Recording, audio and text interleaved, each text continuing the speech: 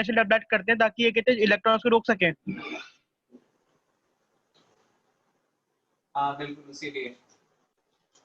Sir हाँ जी sir, आपने एक इक्वेशन लिखवाई थी, work done all is equals to kinetic energy final minus kinetic energy initial. तो सर इसमें जब इलेक्ट्रॉन को वहीं जैसे ही वो निकला वैसे ही रोक दिया, तो सर उसमें काइनेटिक एनर्जी इनिशियल भी क्यों आई? मतलब वो तो मूव ही नहीं किया ना, तो फाइनल और इनिशियल दोनों जीरो हो गए। नहीं ऐसा नहीं हुआ, मतलब उसमें काइनेटिक एनर्जी कुछ थी, मतलब जब हमने फोटोन गिराया तो जब इलेक्ट्रॉन निकला, ठीक है, तो उसमें कुछ अमाउंट ऑफ काइनेटिक एनर्जी थी, जैसे ही निकला उसके पास काइनेटिक एनर्जी है, ठीक है। तो निकलते ही क्या हुआ कि एक पॉइंट के बाद हमने स्टॉप कर लिया। बेटा वो ऐसा नहीं है कि चलने के बाद काइनेटिक एनर्जी है, ऐसा नहीं है। कोई चीज स्टार्ट हुआ, स्टार्ट में भी उसके पास काइनेटिक एनर्जी हाफ स्क्वायर हो सकती है, ठीक है। जैसे उसको एनर्जी मिली, उसके पास तुरंत इतनी काइनेटिक एनर्जी आई, फोटो क्या कहते हैं उसके बाद, वर्क फंक्शन के बाद, वर्क फंक्शन के बाद जो एनर्जी बच गई वो सारी की सारी उसकी काइनेटिक एनर्जी में ही कन्वर्ट हो गई, ठीक। तो वैसा नहीं सर पर वो काइनेटिक एनर्जी कहीं थोड़ी ना जाएगी, काइनेटिक एनर्जी तो मोशन में आती है, वो तो पोटेंशियल एनर्जी कहेंगे जो उसके पास जनरेट हुई। वो इलेक्ट्रॉन निकलने के बाद आप ऐसे समझ लो कि कुछ पार्शियली थोड़ा सा दूर चला, उसके बाद हमने ड्रॉप करवा लिया, बस। अब तो क्लियर हो गया। जैसे जब यहाँ से निकला था बिल्कुल, वहां से जैसे ही थोड़ा सा चला था तो अपनी मैक्सिमम काइनेटिक एनर्जी के साथ स्टार्ट हुआ था, उसके बाद हमने उसको वहीं पे ट्रैक करवा दिया दोबारा से, ठीक है। उसमें v वेलोसिटी हमें इस टाइप से है कि कोई पार्टिकल है, उसको झटके से कोई v वेलोसिटी हमने दिया, v वेलोसिटी दिया और 10 की पावर -1 सेकंड या कुछ फ्रैक्शन ऑफ सेकंड में ही हमने उसकी वेलोसिटी जीरो कर दी, तो दैट मींस उसके पास इनिशियल काइनेटिक एनर्जी कुछ ना कुछ तो रही होगी ना,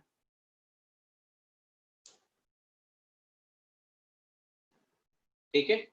तो वो आपका स्टॉपिंग पोटेंशियल था, जो हमारा जिस काइनेटिक एनर्जी से निकलना चाहिए था, आपने एक झटके से उसको वेलोसिटी दी थी और उसी वही पॉइंट हमने लगा के उसको जीरो कर लिया। हेलो सर, मेरा एक और डाउट था। बोलो सर, आपने सर 4 ग्राफ बनवाए थे, तो हमें पता कैसे चलता है कि कौन सा कब पॉजिटिव स्लोप बनेगा, कब नेगेटिव स्लोप बनेगा? तो उसमें कंफ्यूजन हो रही है थोड़ी मुझको। तो एक इक्वेशन क्या लिखी हुई थी, आप बताओ तो मैं बताऊं।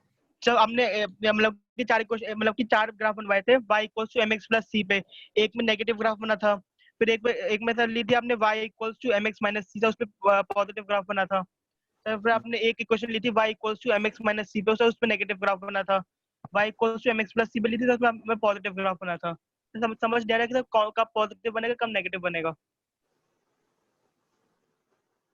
वो मैंने ग्राफ इसलिए अलग अलग सेपरेटली आपको बता दिए थे कि आप c से प्रेडिक्ट मत करने लग जाना कि c की वैल्यू पॉजिटिव हुई तो आपका ग्राफ पॉजिटिव होगा। जैसे एक ये ग्राफ है, इसमें से c क्या है आपका, पॉजिटिव है, ठीक है। दूसरा एक और ग्राफ में लेता हूँ,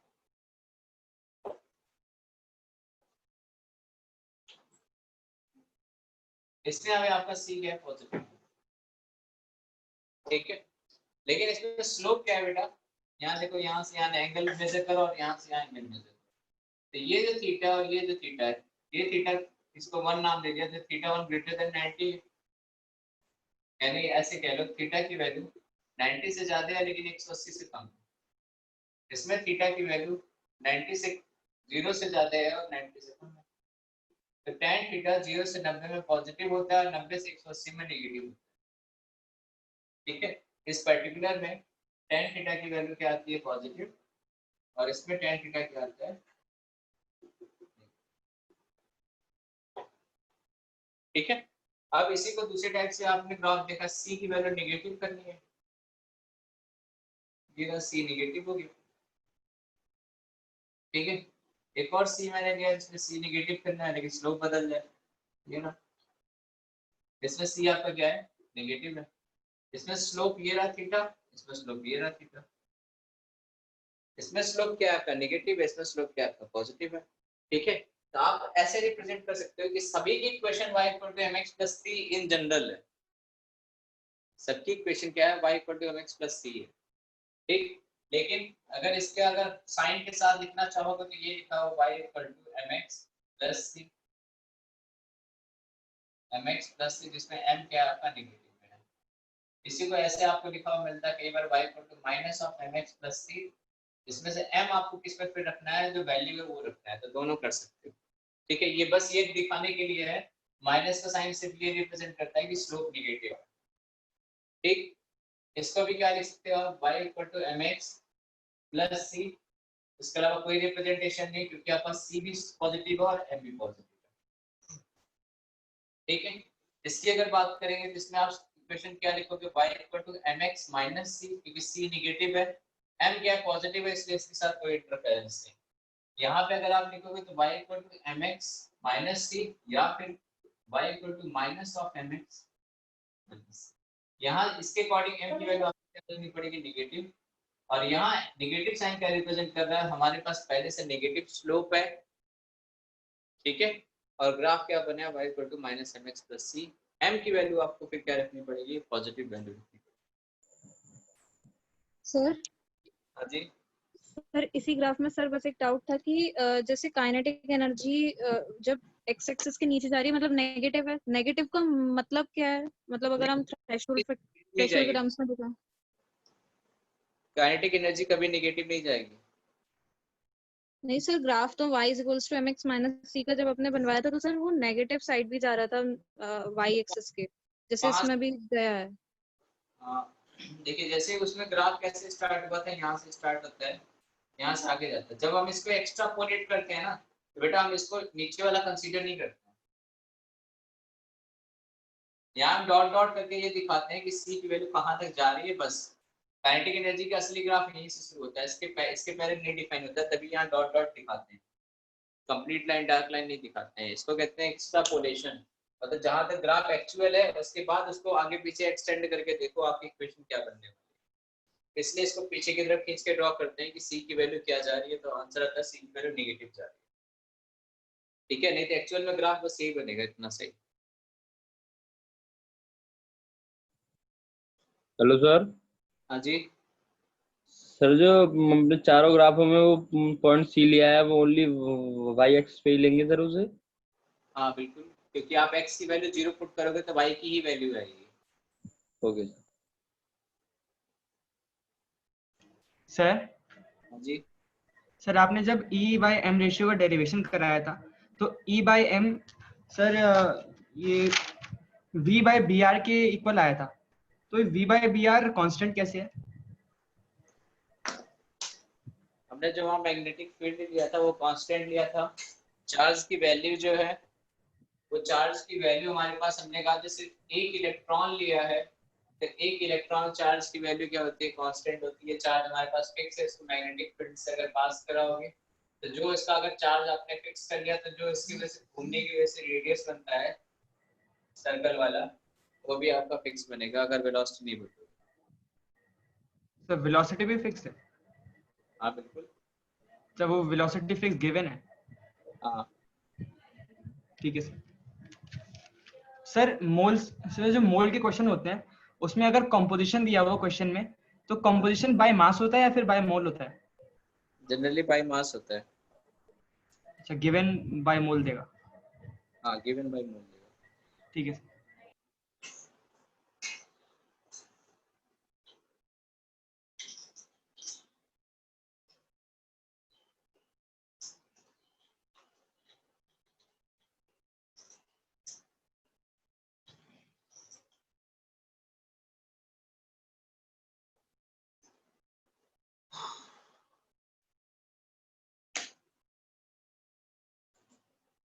लास्ट टाइम हम लोग लाइन के बारे में पढ़ रहे थे और हमने कुछ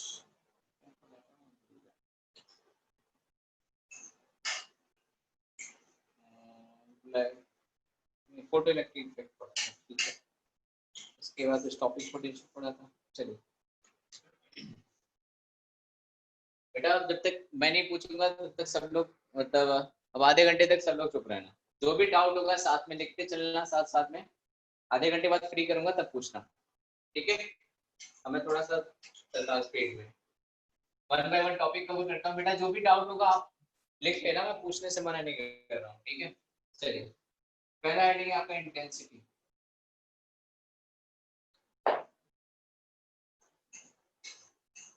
इंटेंसिटी क्या होता है? एनर्जी इंसिडेंट पर यूनिट एरिया पर यूनिट टाइम।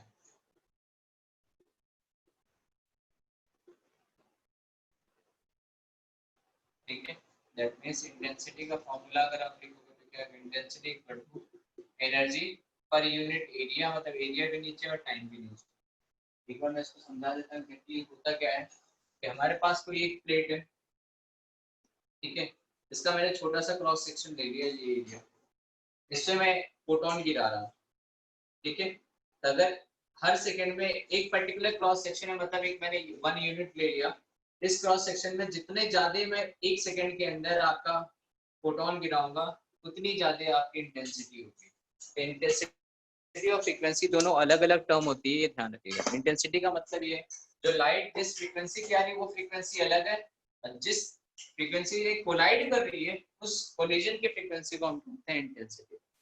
ठीक है, जितनी जल्दी ये पार्टिकल इस प्लेट पे गिरेगा उसे हम कहते हैं इंटेंसिटी। ठीक, एनर्जी आई की वैल्यू क्या होती है, एनर्जी, या फिर ऐसे लिख लो एनर्जी इंसिडेंट पर यूनिट एरिया पर यूनिट टाइम। एनर्जी इंसिडेंट की वैल्यू क्या होती है, जितने नंबर ऑफ फोटोन आपके गिरे होंगे into h nu divided by a into e के बराबर।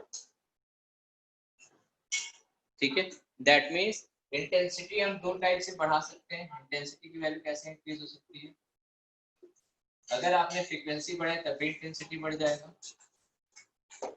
ठीक है, लाइट की अगर हमने फ्रीक्वेंसी बढ़ाई तब भी बढ़ जाएगा, और नंबर ऑफ फोटोन अगर आपने बढ़ाया तब भी आपकी इंटेंसिटी बढ़ जाएगी।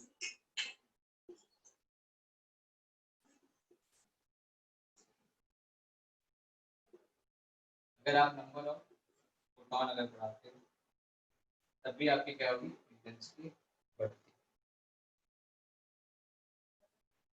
ठीक है, लेकिन हम केमिस्ट्री में जनरली आप क्या पढ़ेंगे कि हमारे पास न्यू कांस्टेंट हम रखते हैं। मतलब केमिस्ट्री में हम क्या करेंगे, अगर न्यू की वैल्यू आपकी कांस्टेंट कर लिया तो यानी हमारे पास टोटल किसके ऊपर डिपेंड करेगा, सिर्फ और सिर्फ नंबर ऑफ फोटोन के ऊपर।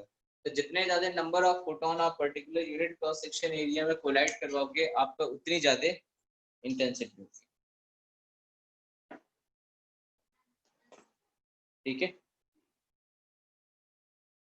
नोट कर लिया सर? हाँ जी। Sir please could you repeat sir, net चला गया था। अच्छा ठीक है, इंटेंसिटी क्या है कि जितना भी आपका एनर्जी इंसिडेंट होता है पर यूनिट एरिया और पर यूनिट टाइम, मतलब किसी गिवन क्रॉस सेक्शन एरिया में कोई आपके एनर्जी के या फिर फोटोन कितने गिर रहे हैं वो आपकी इंटेंसिटी को रिप्रेजेंट करता है। That means intensity equal to क्या होगा, जो एनर्जी इंसिडेंट है किसी गिवन एरिया के लिए पर यूनिट लिखा है, पर भी जहाँ लिखा होता है वो नीचे आता है, पर यूनिट एरिया मतलब एरिया नीचे, पर यूनिट टाइम मतलब टाइम भी नीचे। तो ई इंसिडेंट का फॉर्मूला लिखोगे तो क्या होता है, NH न्यू। ठीक है, एनर्जी का simple formula area into T. Intensity कैसे बढ़ सकती है, अगर आप फ्रीक्वेंसी बढ़ा तो लाइट की तब भी बढ़ जाएगी।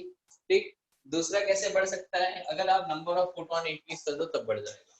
हम क्या करेंगे, अगर न्यू कांस्टेंट रखा है आपने केमिस्ट्री में, जनरली क्या पढ़ेंगे कि फ्रीक्वेंसी लाइट की जो आ रही है उसकी फ्रीक्वेंसी कांस्टेंट रखेंगे तो नंबर ऑफ फोटोन बढ़ाने पे क्या होगा, इंटेंसिटी बढ़ेगी। यानी particular given cross section area में जितने नंबर ऑफ फोटोन फेंकोगे उतनी ज्यादा उसकी इंटेंसिटी होगी। तो सर हम ये नहीं कह सकते ना कि मतलब इंटेंसिटी कोई कैरेक्टरिस्टिक प्रॉपर्टी है मेटल की? मेटल की नहीं, तो मतलब कोई भी सब्सटेंस की? नहीं नहीं कुछ नहीं है, सब इंटेंसिटी किसी की प्रॉपर्टी नहीं है। सर वो NRU लग रहा है। कौन है नारी लग रहा है ये, सर वो NHU, यस सर। चलो आपको पता है ना, बस ठीक है। सर हम फ्रीक्वेंसी बढ़ाएंगे तो इंटेंसिटी इंक्रीज होगी? हाँ, एनर्जी बढ़ गई ना इंसिडेंट वाली। सर ये वाला पॉइंट नहीं आया। अगर इस फॉर्मूले में आपका एनर्जी इंसिडेंट पर यूनिट एरिया पर यूनिट टाइम है, अगर आपने एरिया और जितने यूनिट टाइम में, जैसे मान लो एक सेकंड में आप 10 फोटोन फेंक रहे हो, ठीक है, इस पे एक सेकंड में 10 फोटोन आप फेंक रहे हो, ठीक है। अब इस फोटोन की आपने एनर्जी बढ़ा दी, आपको इंटेंसिटी ये लग रहा है कि इंटेंसिटी का मतलब ये होता है कि पर्टिकुलर एरिया में अगर अभी एक सेकंड में 10 आ रहे तो इसकी इंटेंसिटी 10 के अप्रोक्सीमेट है, अगर 12 कर दी तो इसका मतलब इंटेंसिटी बढ़ा दी, यही लग रहा होगा। Yes sir. हाँ ये वो मैं समझ गया था। तो इंटेंसिटी किसके ऊपर होती है, एग्जैक्टली डेफिनेशन यही होता है। लेकिन हम पढ़ते क्या है अभी तक कि अगर हमारे पास फ्रीक्वेंसी हमारी कांस्टेंट है, ठीक है, तब आप नंबर ऑफ फोटोन घटाओगे बढ़ाओगे ताकि इंटेंसिटी पे इफेक्ट पड़ेगा। तो आप इतना ही ध्यान रखोगे कि जनरली हमने जब भी कहीं फिजिक्स वगैरह में पढ़ते हैं तो हम एनर्जी अपनी फिक्स रख के पढ़ते हैं कि जो आने वाली एनर्जी है उसको फिक्स कर दिया है, अब इंटेंसिटी डिफाइन करना स्टार्ट किया। तो एनर्जी फिक्स करके अगर डिफाइन करोगे इंटेंसिटी तो वो नंबर ऑफ फोटोन के ऊपर ही डिपेंड हो जाएगा कि एक पर्टिकुलर 1 सेकंड के अंदर अगर 10 फोटोन गिरा तो इंटेंसिटी 10 होगी, 20 गिरा तो 20 होगी। ठीक है,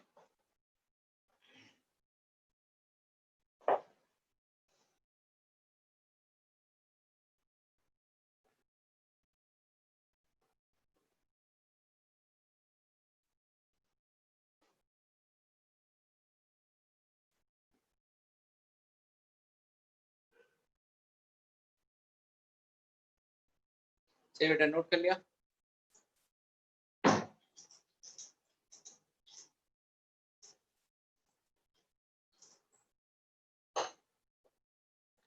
अब सब लोग एक पेज छोड़ दीजिए, ठीक है, एक पेज छोड़ने के बाद देखो बोर एटॉमिक मॉडल, सब लोग एक पेज छोड़ दीजिए, इसका लिखिए बोर एटॉमिक मॉडल।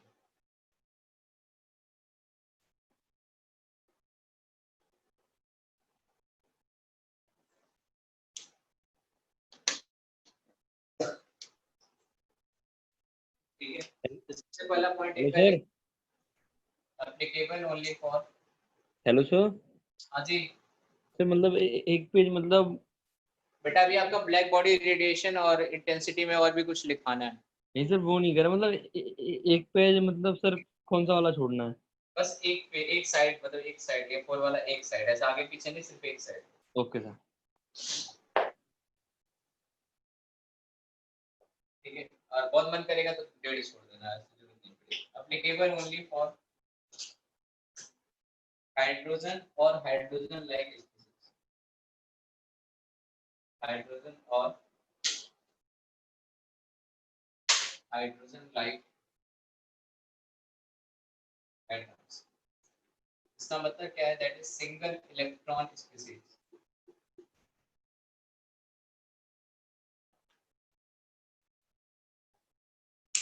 ठीक है, सिंगल इलेक्ट्रॉन स्पीशीज का मतलब जैसा हाइड्रोजन है 1H1 होता है, इसके पास कितने इलेक्ट्रॉन है, सिर्फ एक इलेक्ट्रॉन है। हीलियम की अगर बात करोगे 2He4 है तो 2 इलेक्ट्रॉन, इसका दो मॉडल नहीं लगेगा। ठीक है, क्योंकि मल्टी इलेक्ट्रॉन हो गया, दो इलेक्ट्रॉन के लिए हम नहीं लगाएंगे कुछ भी। इसका मतलब इसको आपको किस फॉर्म में बोर मॉडल पढ़ना पड़ेगा, हीलियम प्लस के फॉर्म में आप बोर मॉडल पढ़ेंगे, क्योंकि हीलियम प्लस कर दोगे तो एक इलेक्ट्रॉन बचा, अब इसे बोर मॉडल एप्लीकेबल। ऐसे लिथियम में अगर आप देखोगे तो लिथियम में क्या होता है 3 7, कितने इलेक्ट्रॉन हुए 3 इलेक्ट्रॉन, जिसमें बोर मॉडल नहीं लगाओगे आप। अब अगर इसी को आप लिथियम प्लस 2 कर देते हो, दैट मींस अब सिर्फ एक इलेक्ट्रॉन बचा जिसके लिए एप्लीकेबल है। तो जब भी आपको ऐसा देखने को मिलेगा तो ध्यान रखना, आपको हाइड्रोजन लिखा हुआ मिलेगा, हीलियम हीलियम प्लस में लिखा हुआ मिलेगा, लिथियम लिथियम प्लस 2 में मिलेगा। और बेरिलियम के लिए भी अगर जाते हो, यहाँ तक मैक्सिमम आपको क्वेश्चन मिलेगा, इससे आगे नहीं मिलेगा। बेरिलियम के पास आपके 4 इलेक्ट्रॉन होते हैं, ठीक है, तो 4 के लिए भी नहीं लगाओगे, तो किसके लिए लगाओगे, तो 3 इलेक्ट्रॉन आपको निकालना पड़ेगा। 3 निकालने का मतलब बेरिलियम पे आपने +3 लगा दिया, यानी कितना इलेक्ट्रॉन बचा, 1 इलेक्ट्रॉन बचा। किसके लिए एप्लीकेबल है, बेरिलियम +3 के लिए एप्लीकेबल है। यही आपसे लिखा हुआ है कि for hydrogen and hydrogen like atoms या species that is single electron species, मतलब सिर्फ उस एटम के पास सिर्फ एक ही इलेक्ट्रॉन होना चाहिए बस। सर इसके बाद सर ऐसा क्यों? बेटा वो ज्यादा इलेक्ट्रॉन बढ़ाओगे तो अभी कॉम्प्लिकेसी आ जाती है, वो हम श्रोडिंगर भी क्वेश्चन में पढ़ेंगे, मल्टी इलेक्ट्रॉन करने पे क्या हो जाता है। सर बेरिलियम के बाद लगेगा नहीं बोर एटॉमिक मॉडल? लगता है, आप किसी को भी सिंगल इलेक्ट्रॉन में पहुंचा दो सब पे लगेगा। बेरिलियम भी +3 में नहीं जाता है, सब कुछ देना देना पड़ जाता है, बेरिलियम +3 में जाता थोड़ी है जल्दी।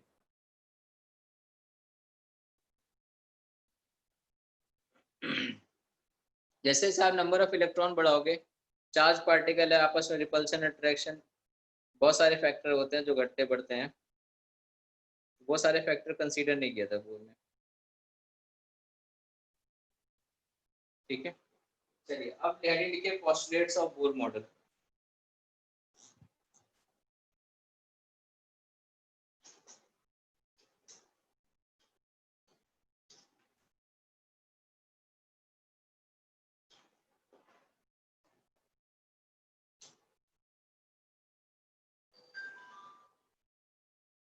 Postulates of Bohr model।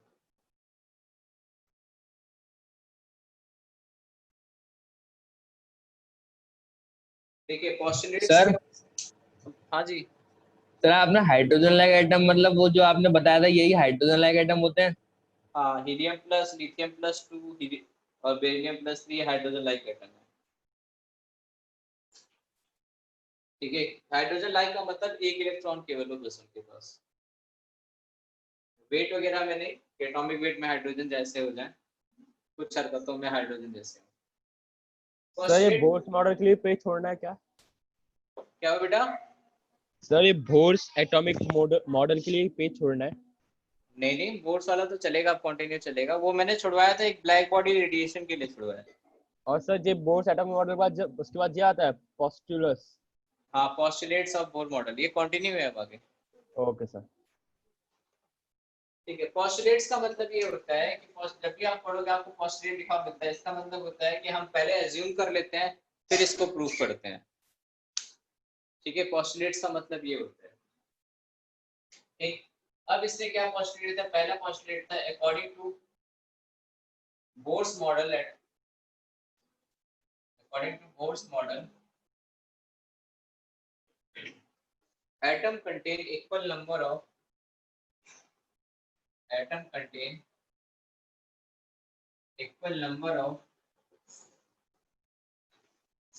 proton and electron, therefore atom is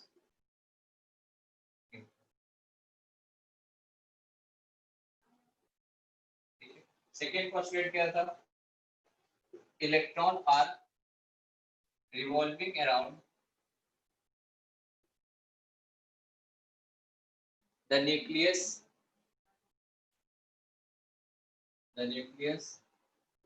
in circular paths of constant radius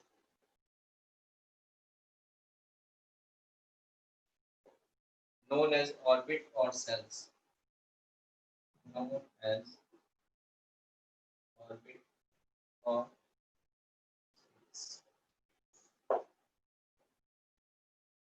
ठीक है।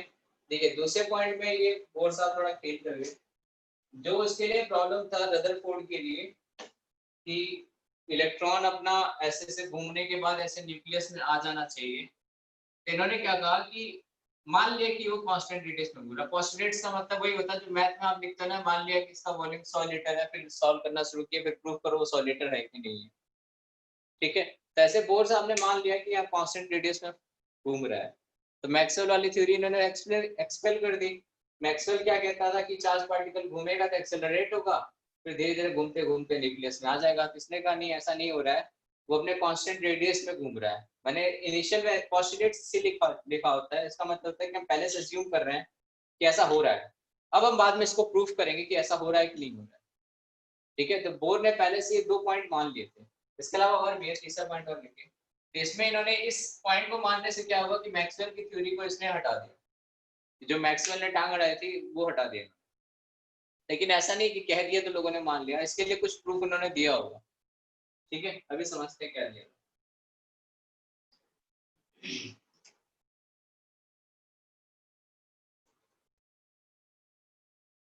The centripetal force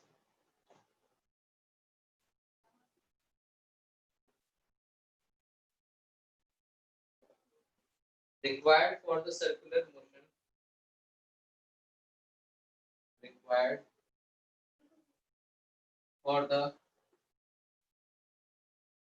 motion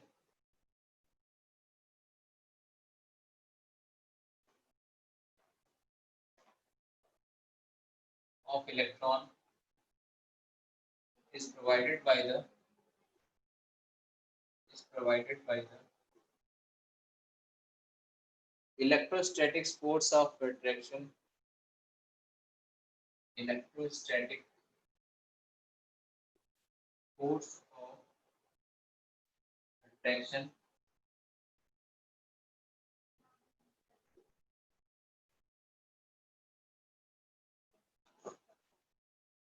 between nucleus and electron.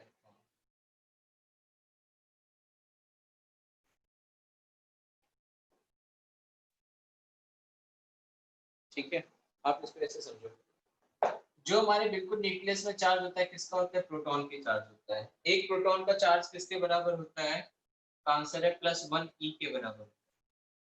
एक इलेक्ट्रॉन का चार्ज कितना होता है, तो आंसर है -e के बराबर। ठीक है, दोनों के चार्ज की वैल्यू लिखिए। अगर किसी एटम का एटॉमिक नंबर z है, z का मतलब मान लो 5 है, तो उस न्यूक्लियस में चार्ज कितना होगा, 5 × e के बराबर। ठीक है, अगर किसी का एटॉमिक नंबर z है, दैट मींस न्यूक्लियस में इलेक्ट्रॉन प्रोटॉन किसके बराबर होगा, +z × e के बराबर। अभी आसपास इलेक्ट्रॉन घूम रहा है, ये नेगेटिवली चार्ज है, तो नेगेटिव पॉजिटिव आपस में अट्रैक्शन फोर्सेस लगेंगे। ये फोर्स की वैल्यू क्या होती है, K(Q1Q2)/r²।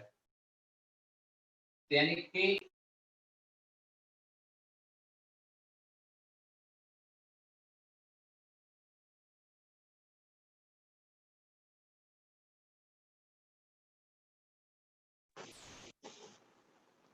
ठीक है, इसमें लगने वाला अट्रैक्शन फोर्स क्या होता है, K(Q1Q2)/r का फॉर्मूला होता है कूलॉम्स लॉ का, यानी K × Z × E × -e divided by जो इन दोनों के बीच की रेडियस रही होगी, जिस कांस्टेंट रेडियस में ये घूम रहा है।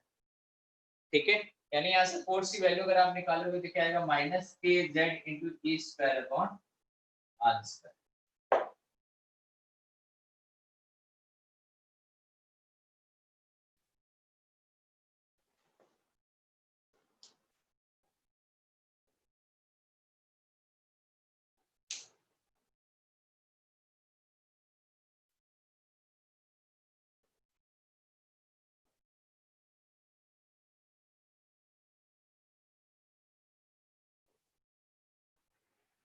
सर इधर Q1 Q2 क्या है?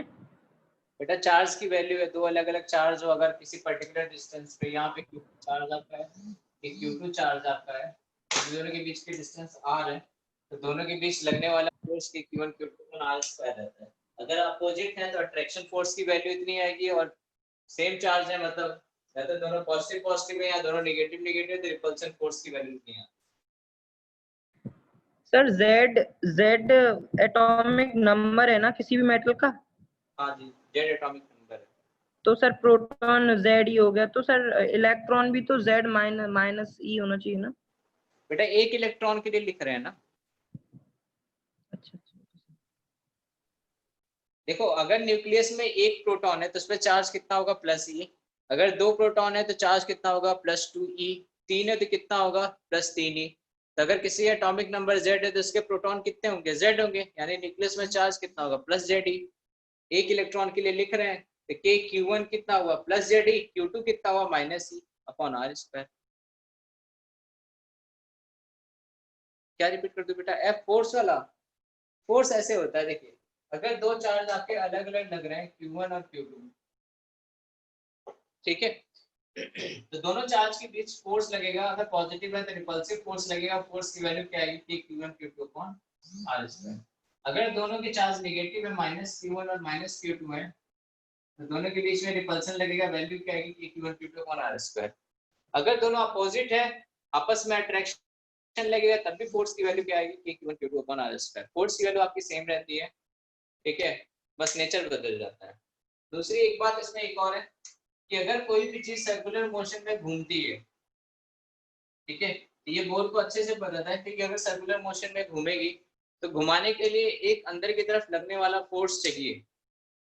ठीक है, फोर्स क्यों चाहिए होता है आप सर्कुलर मोशन चैप्टर में पढ़ोगे डिटेल से, लेकिन अभी के लिए बस इतना जानो कि अगर कोई चीज सर्कुलर मोशन में घूमती है, ठीक है, जैसे आप रस्सी पकड़ के पत्थर घुमाते हो, तो अगर आपने एक पर्टिकुलर टेंशन दे करके थोड़ा सा घुमा रहे हो तो ये ऐसे घूमता रहता है।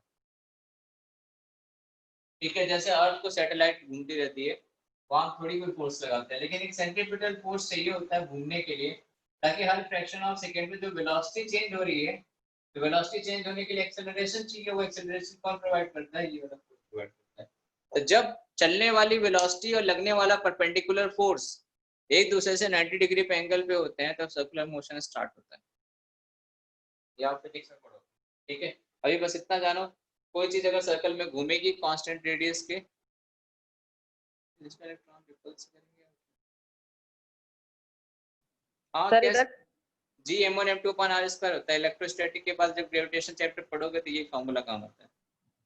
सर इधर के इज कांस्टेंट ना, हाँ, k कांस्टेंट होता है। और वैल्यू सर जो ई आपने लिखा है वो इलेक्ट्रॉन पे, अगर हम क्वेश्चन लिखेंगे तो ई की जगह पे इलेक्ट्रॉन पुट करेंगे, प्रोटॉन। कहाँ पे? यहाँ जो e लिखा है, ई सर उस साइड जो लास्ट में आपने लिखा जस्ट के माइनस के जेड ई स्क्वायर। अच्छा ये सर ये बेटा, जस्ट आपने नीचे, यस सर। ये चार्ज की वैल्यू लिखी हुई है। e का मतलब एक वैल्यू है। e का मतलब कितनी वैल्यू है?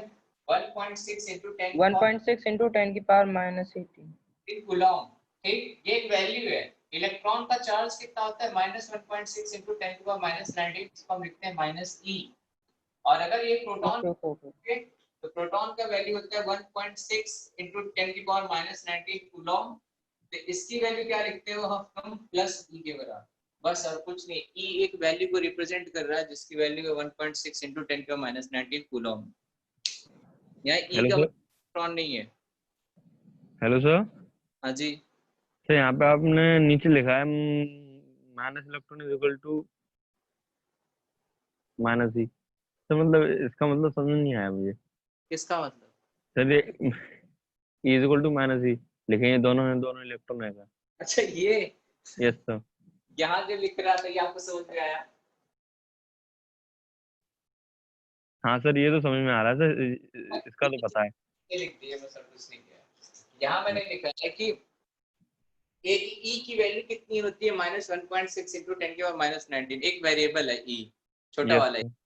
ठीक है। इसकी वैल्यू होती है -1.6 into 10⁻19। यस ठीक है। सर। दैट मीन्स अगर प्रोटॉन के लिए चार्ज कितना होता है तो e के बराबर होता है। इलेक्ट्रॉन के लिए चार्ज कितना होता है? -e के बराबर। माइनस ही के बराबर। Yes sir. ये वही यही है। Okay sir. सर यहाँ फोर्स में नेगेटिव साइन का क्या मतलब है? अट्रैक्टिव फोर्स है। Hello sir. Okay sir. Sir number of electron is equal to number of proton होते हैं ना? नहीं, वो तब होता है जब न्यूट्रल एटम हो। अच्छा, ठीक है ठीक है।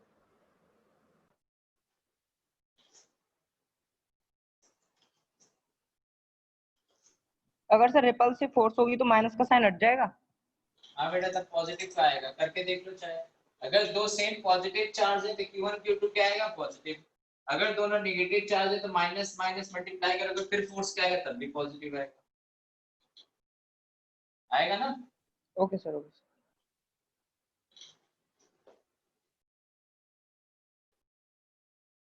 ठीक है, चलिए लास्ट एक और, इसके बाद 2-3 पॉइंट और है वो लिखते हैं।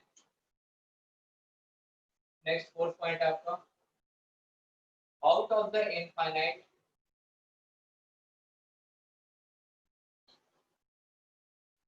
infinite possible orbits,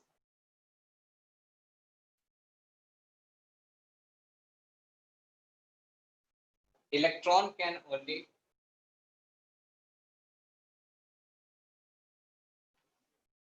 be present in those orbits in which its angular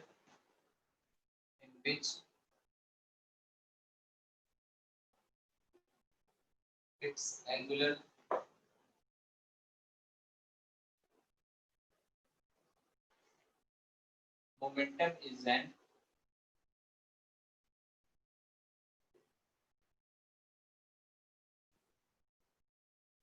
integral multiple of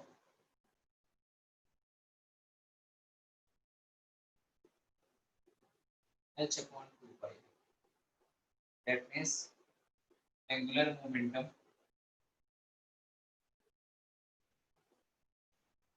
is equal to mvr equal to nh upon 2 pi. n आपका क्या है यहाँ पे, नंबर ऑफ शेल और नंबर ऑफ ऑर्बिट्स, ठीक है।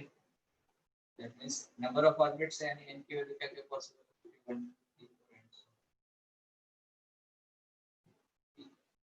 तो n equal to 1 किसके लिए होता है बेटा, k शेल के लिए आपका n क्या होता है 1 होता है, l के लिए क्या होता है 2 होता है, कैपिटल n के लिए क्या होता है 3, तो k एलिमेंट वाले n shell,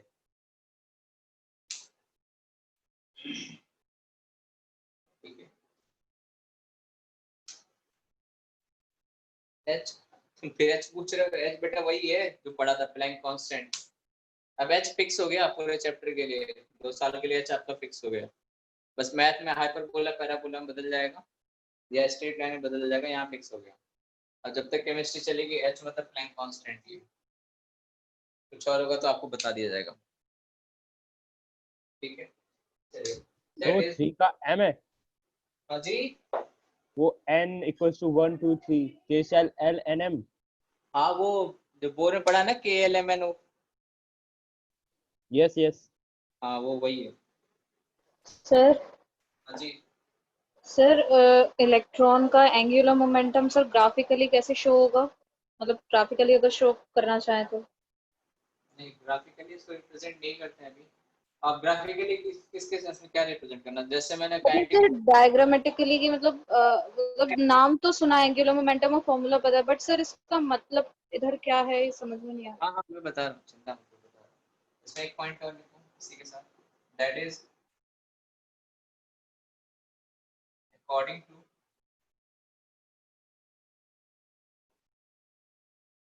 bourse atomic model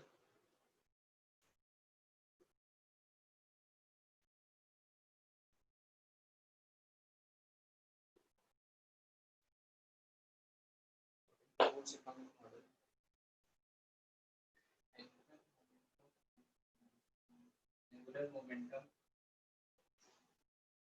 of an electron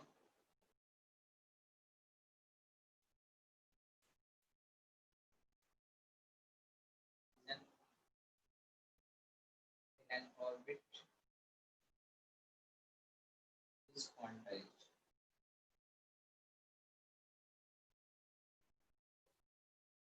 चलिए अब इसको समझते हैं हम लोग कि क्या क्या लिखा हुआ है दुनिया में का पिछड़ा।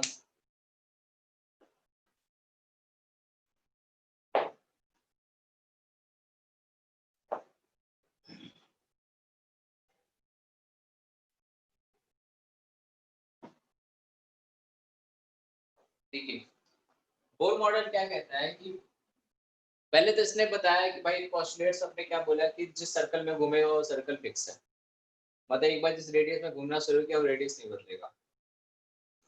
दूसरा पॉइंट इसने क्या कहा, तब पूछा है कि भाई ये रेडियस क्या कैसे डिफाइन किया है आपने कि किसी फिक्स रेडियस में घूम रहा है, तो उसने ये बोला कि जहां पे भी इलेक्ट्रॉन का एंगुलर मोमेंटम h/2 पाई का मल्टीपल प्रोपोर्शन आएगा उस ऑर्बिट में इलेक्ट्रॉन घूमेगा।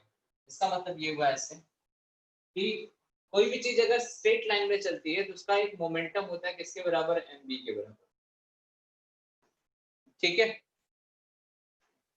अब जब कोई चीज ऐसे गोल गोल घूमती है किसी फिक्स रेडियस में या किसी पर्टिकुलर पॉइंट पे, तो यहाँ पे किसी कोई चीज अगर घूमती v वेलोसिटी से अगर घूम रही है, इसका एंगुलर मोमेंटम किसके बराबर आता है, mv * r के बराबर। mv जब मल्टीप्लाई होता है that means momentum, mv * r का मतलब एंगुलर मोमेंटम, ठीक है। तो बोर ने अपनी कैलकुलेशन की होगी कुछ, उसके अकॉर्डिंग उसने ये बोला कि जिस भी रेडियस में ये घूमेगा, जिस रेडियस में ये घूमेगा उस रेडियस की वैल्यू h/2 पाई की, या फिर कह लीजिए उसमें एंगुलर मोमेंटम की वैल्यू h/2 पाई का एक प्रोपोर्शन आएगा। इसका मतलब ये है कि इसने एक कांस्टेंट वैल्यू फिक्स कर ली। अब मैं कह रहा हूँ कि मान लो आपको कोई चीज कितनी दूरी के बाहर कितने डिस्टेंस के बाद मिलेगी, तो मैंने उसको मेजरमेंट किया और मैंने बोला कि 0.60 मीटर के बाद आपको एक पेड़ मिलेगा आम का, ठीक है। इसने क्या कहा, या फिर मैं कह रहा हूँ कि हर 0.60 मीटर के बाद आपको एक पत्थर लगा हुआ मिलेगा सड़क पे, इसे कहते हैं क्वांटाइजेशन। कि मैंने एक पर्टिकुलर डिस्टेंस फिक्स कर ली, अब आप जैसे जैसे डिस्टेंस बढ़ाते जाओगे, तो पहला कब मिला था 0.60 से इनिशियल पॉइंट पॉइंट से। अगर आपने यहाँ t इक्वल 0 से स्टार्ट किया, पहला कब मिलेगा 0.60 पे, दूसरा कब मिलेगा तो आंसर आएगा 1.20। नापा कहाँ से हमने, यहाँ से। यानी अगर मैं इसको x कंसीडर कर लूं तो पहला कितनी दूरी पे है, x दूरी पे, दूसरा कितनी दूरी पे है, 2x दूरी पे, तीसरा कितनी दूरी पे है तो 3x दूरी पे। इसे बेटा हम कहते हैं क्वांटाइजेशन। ठीक है, हमने कोई कांस्टेंट मांग करके फिक्स कर लिया, वो प्रैक्टिकल कैलकुलेशन किया उसने, उसके अकॉर्डिंग इसने फिक्स किया कि ये एंगुलर मोमेंटम इस डिस्टेंस पे या फिर इस एंगुलर मोमेंटम के बाद हमारी चीजें रिपीट होंगी। ठीक है, या फिर एक कांस्टेंट का मल्टीप्लिकेशन आएगा। यानी इसने क्या कहा, जिस रेडियस में घूम रहा है हमारा, ठीक, उस रेडियस की वैल्यू NH/2 पाई m into r होना चाहिए। मतलब आप अगर इसमें n बाहर कर दो तो n into h/2 पाई mr 2 पाई m v के बराबर आना चाहिए। ठीक है, मतलब इसने रेडियस का इसके साथ रिलेशन निकाल दिया, h/2 पाई mv।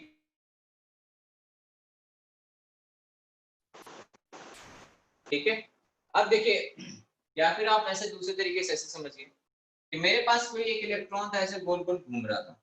ठीक है, इसका जो एंगुलर मोमेंटम था वो मैंने L1 के बराबर मान लिया, कब, n = 1 में। ठीक है, एक r रेडियस में घूम रहा था, किसी भी वेलोसिटी से घूम रहा होगा। अब ये हुआ कि भाई अगर दूसरा इलेक्ट्रॉन आएगा तब वो कहाँ घूमेगा, या तीसरा आएगा तो कहाँ घूमेगा, तो इसने कहा कि घूमेगा उस रेडियस वाले सर्कल में घूमेगा। मान लो किसी r1 रेडियस के सर्कल में अगला इलेक्ट्रॉन जाएगा जिसका एंगुलर मोमेंटम कोई एक constant number multiply by L1 आए।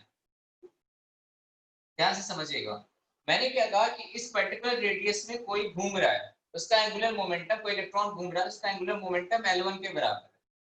अब ये हुआ कि भाई ये ऑर्बिट मान लो भर गई। ठीक है, अब जब दूसरा या तीसरा इलेक्ट्रॉन आएगा, वो उसको भी तो जगह चाहिए, तो इस ऑर्बिट में नहीं घूम रहा, वो किसी और ऑर्बिट में घूमेगा। तो उस ऑर्बिट की रेडियस कैसे डिफाइन करोगे, तो उसने कहा रेडियस आप ऐसे नहीं डिफाइन करोगे, आप क्या करोगे, एंगुलर मोमेंटम के साथ रिलेशन निकालोगे। अगर यहाँ पे इलेक्ट्रॉन जिस रेडियस वाले सर्कल में घूम रहा है उसका एंगुलर मोमेंटम L1 है, तो आने वाला इलेक्ट्रॉन ऐसे सर्कल में घूमेगा जिसका एंगुलर मोमेंटम L2 हो, लेकिन वो L1 का एक कांस्टेंट मल्टीप्लिकेशन होना चाहिए। साइंस समझ में आई सबको, मैंने क्या क्या बोला, दोबारा से रिपीट कर रहा हूं। ठीक है, उसने क्या कहा कि एक सर्कल में कोई इलेक्ट्रॉन घूम रहा है, पहला इलेक्ट्रॉन मान लो किसी सर्कल में घूम रहा है, उसमें उसका एंगुलर मोमेंटम L1 के बराबर है। ठीक है, तो एंगुलर मोमेंटम को आप मोमेंटम से समझ सकते हो, उसका एंगुलर मोमेंटम L1 के बराबर है। अब हमसे पूछा गया दूसरा या फिर मान लो कोई एक और इलेक्ट्रॉन आया, वो कहाँ जाएगा, वो किस रेडियस में घूमेगा, तो उसने कहा वो इसी सेम रेडियस में नहीं घूमेगा, इतना जगह नहीं है इसमें, वो अपना दूसरा कोई एक और पाथ बनाएगा रेडियस का जिसमें इलेक्ट्रॉन घूमेगा। लेकिन वो जिस रेडियस का पाथ बनाएगा वो कैसे डिफाइन करोगे, तो वो ऐसे डिफाइन करेंगे कि वो ऐसे रेडियस के पाथ में घूमेगा जिसका एंगुलर मोमेंटम L2 के बराबर हो, और उस L2 की वैल्यू L1 के साथ में एक कांस्टेंट मल्टीप्लिकेशन के साथ आएगी।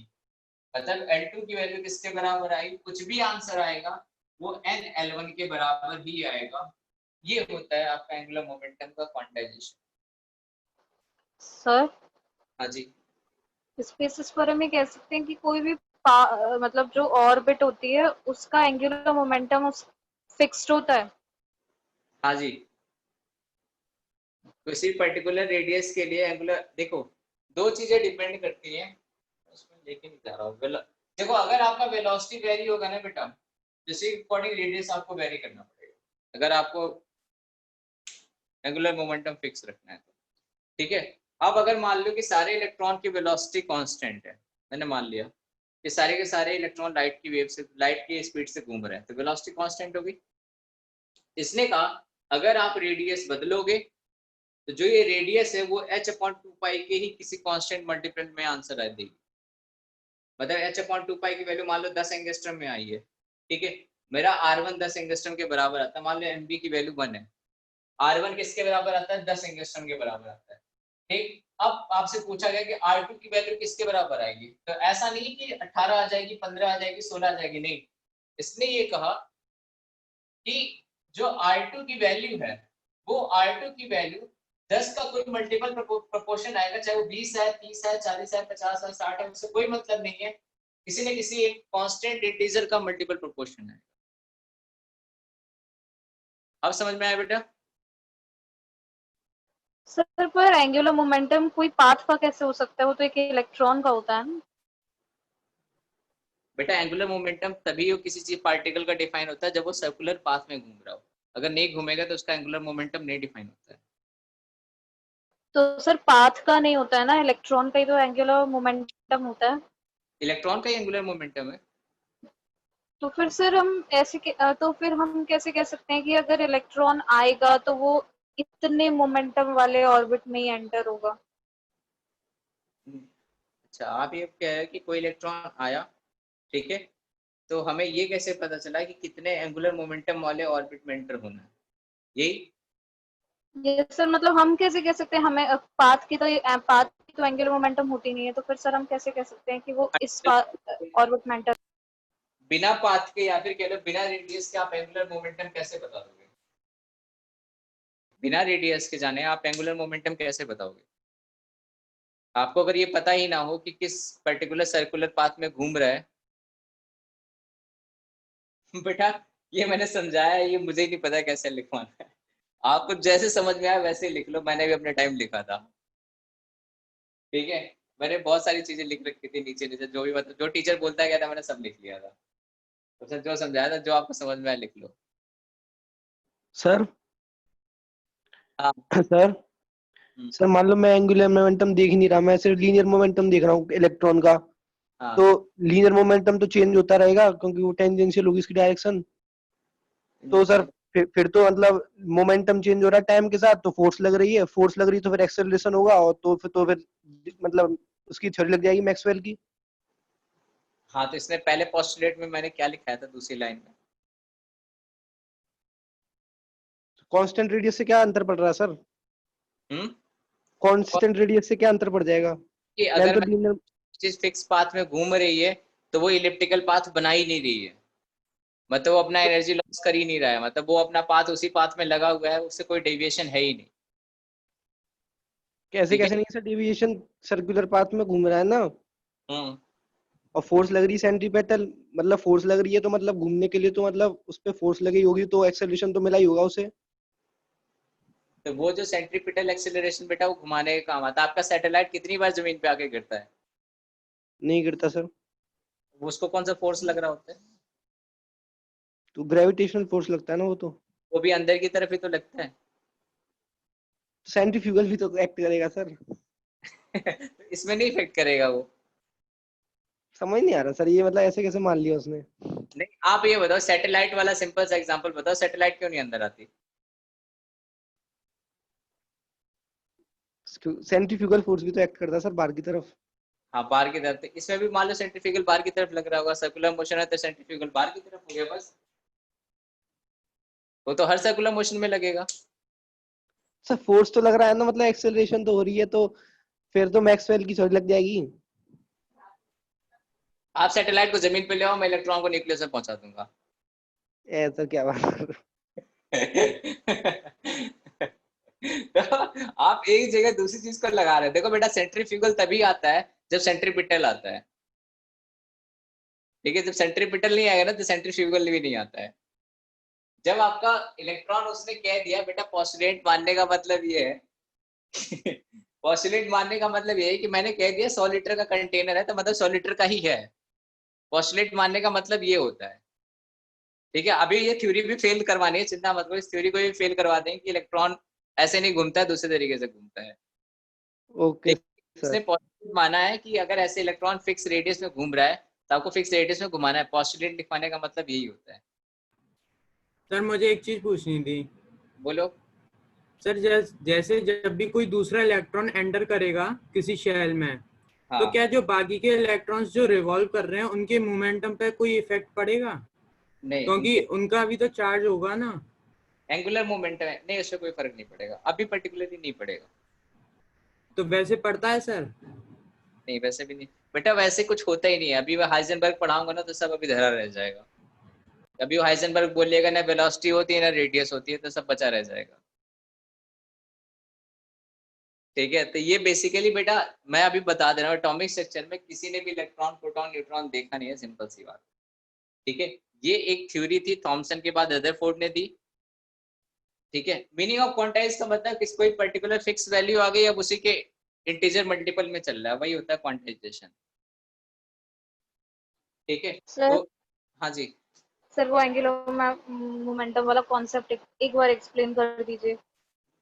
कि ये NL1 कैसे हो रहा है वो।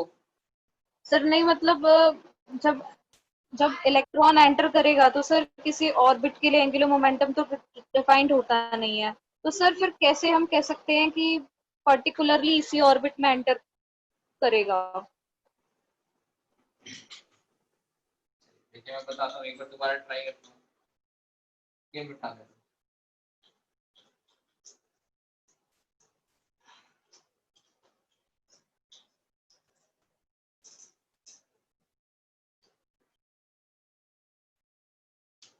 चलो, एक हमारे पास न्यूक्लियर, हमें पता है एक इलेक्ट्रॉन हमारा किसी एक L1 ऑर्बिटल एंगुलर मोमेंटम में घूम रहा था।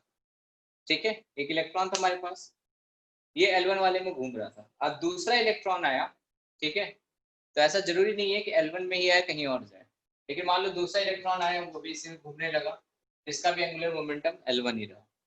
अब तीसरा कोई इलेक्ट्रॉन आया, तब इससे पूछा गया भाई तीसरा इलेक्ट्रॉन किस पॉइंट पे जाएगा, तो इसने कहा ठीक है तीसरा इलेक्ट्रॉन भी घूमेगा, अगर इस ऑर्बिट पे नहीं घूम रहा है तो किसी और रेडियस के ऑर्बिट में घूम रहा है। ये R1 हो गया आपका, ये आपका R2। ठीक है, अब उसे कैसे पता चलेगा कि किस R2 में घूमेगा, तो वो रिलेट करेगा बेटा आपका एंगुलर मोमेंटम। उसे किस टाइप से पता चला, आपका डाउट यही था ना कि जो तीसरा इलेक्ट्रॉन आएगा उसे कैसे पता चलेगा किस एंगुलर मोमेंटम में जाना है। सर मेरा डाउट ये था सर, आपने एंगुलर मोमेंटम का फॉर्मूला लिखा है mvr = nh/2π, सर इसमें m और v क्या है, मतलब mass of electron and velocity of electron. हाँ जी, और r is the radius of orbit. पास जिसमें घूम रहा है ऑर्बिट है रेडियस की। तो सर बस ये था, एंगुलर मोमेंटम ये है किसका, इलेक्ट्रॉन का। तो सर जब इलेक्ट्रॉन आएगा तो हमने m और v की वैल्यू रख दी और nh/2π की वैल्यू रख दी, फिर सर हमें ये कैसे पता चलेगा r की क्या वैल्यू रखनी है। नहीं, हमें ये नहीं पता चला कि R, हाँ, हमें ये नहीं पता चला कि R की वैल्यू क्या रखनी है। R की वैल्यू हम बताएंगे, कैसे बताएंगे, हमें देखो मास पता है, वेलोसिटी पता है, R हमको नहीं पता है, इसकी वैल्यू हमको पता नहीं है। R हमको नहीं पता है, R की वैल्यू हम नहीं बताएंगे। एक वैल्यू हमको पता है h/2π, वो जो n है ना बेटा, वो हम अपने मन से रखेंगे, जो n की वैल्यू है वो हम अपने मन से रखेंगे। ठीक है, उसके बाद एक्सपेरिमेंट करके डिटरमाइन करेंगे। R2 की वैल्यू जो आएगी वो h/2π, जो ये पूरा ये तो कांस्टेंट मैंने मान लिया, कांस्टेंट आ गया, मान लो 1 आ गया, तो R2 की वैल्यू क्या आ सकती है, तो उसने कहा R2 की वैल्यू h/2π आ सकती है, या फिर 2h/2π आ सकती है, या फिर 3h/3π आ सकती है, या फिर 4h/2π आ सकती है। इसमें से कोई भी वैल्यू R2 की पॉसिबल हो सकती है। फिर उसने एक्सपेरिमेंटली डिटरमाइन किया, उसको जो सही लगा उसने ये बोला कि जो दूसरा इलेक्ट्रॉन आएगा वो सेकंड वाला। ठीक है, जो थर्ड वाला इलेक्ट्रॉन आया उसके लिए हमें पता ही नहीं किस रेडियस में घूम रहा है, लेकिन उसने बोला कि जो थर्ड वाला इलेक्ट्रॉन आएगा इनमें से किसी में हो सकता है।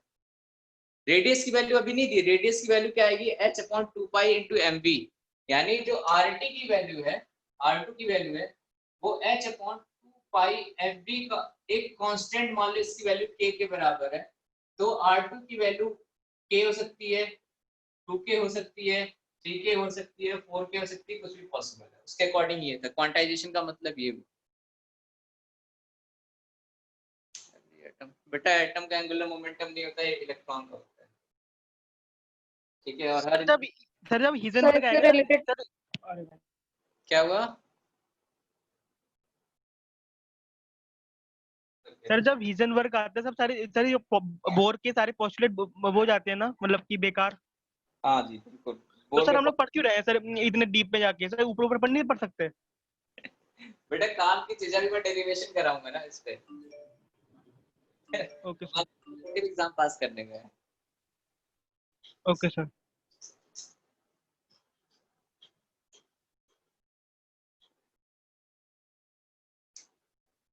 चलिए फिफ्थ पॉइंट की बात करते हैं। An electron when revolving in an orbit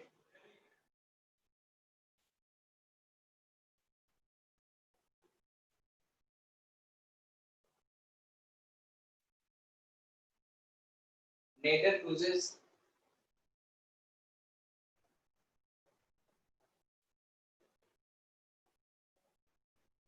nor gains energy and therefore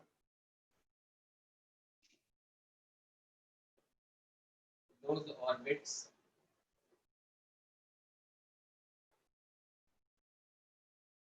are also called stationary orbit।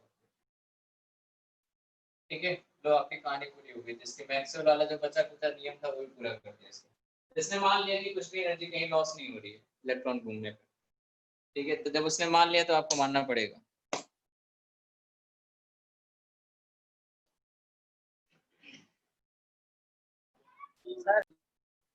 ठीक है, हाँ जी क्वेश्चन सर, आपने जैसे जो आर है, आवाज कट रही है। सर मैं ये कह रहा था, हाँ आपने जो बताया आर जो है वो एन एच 2 पाई एम बी के अपॉन 2 पाई एम बी के बराबर है। हाँ, तो सर हमें पता है कि जो पहला इलेक्ट्रॉन में 2 एटम आते हैं। 2 इलेक्ट्रॉन पहले ऑर्बिट में 2 इलेक्ट्रॉन आते हैं। अच्छा ठीक है, और सर अगर हम एन की वैल्यू 2 रखेंगे तो उसका जो वो आएगा क्या, रेडियस वो अलग आएगा, अलग आएगा। हाँ बिल्कुल आएगा। तो सर पहले के अलग है, दूसरे के अलग है, ऐसे कैसे हो सकता है sir? N number of electron नहीं था, वो एन एक कांस्टेंट है, वो ऑर्बिट की वैल्यू है। आप शुरू के 2 इलेक्ट्रॉन फर्स्ट ऑर्बिट में ही होते हैं, तो दोनों के लिए h/2 पाई ही आएगा। वो एन नंबर ऑफ इलेक्ट्रॉन को रिप्रेजेंट नहीं कर रहा है।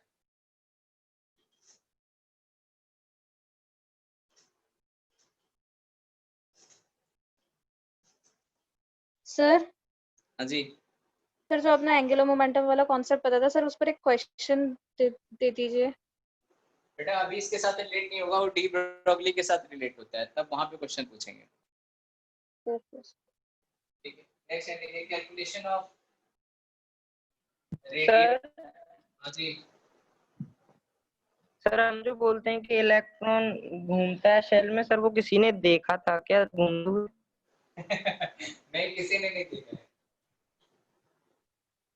अभी तक। तो सर हम कैसे कह सकते हैं कि वो एक ऑर्बिट में घूम रहा है? हाँ, तो आप जब रिसर्च करना तो आप प्रूफ कर देना कि उसके फैमिली है, बीवी बच्चे हैं, सब्जी लेने जाता है, तो अगर प्रूफ कर लेगा तो मान लेंगे लोग। किसी को नहीं पता है।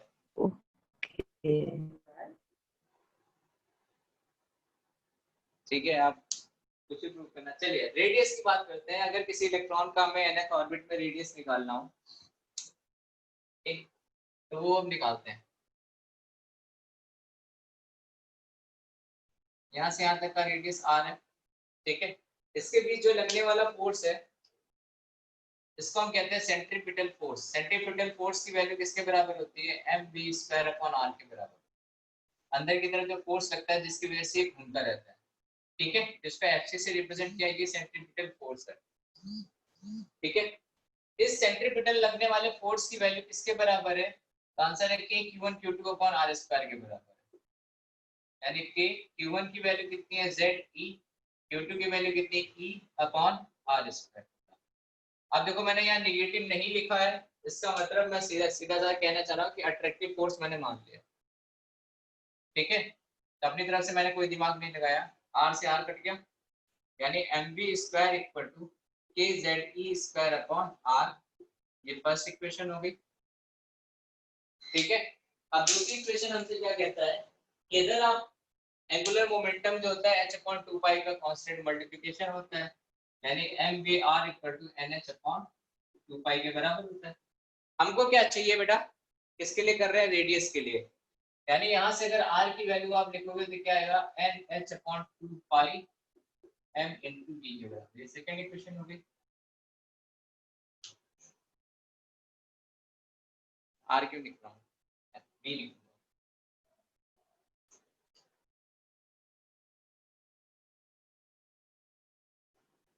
ठीक है, अब ये वैल्यू उठा के यहाँ रख दो।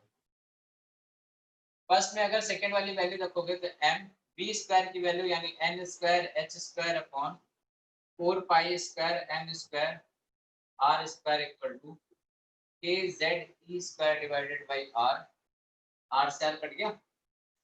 ठीक है, एक r बचा रह गया, यानी यहाँ से r की वैल्यू लिखोगे, एक m से दूसरा m कट गया। r की वैल्यू लिखोगे तो क्या आएगा, n square h square divided by 4 pi square m और क्या आएगा, k into z e square.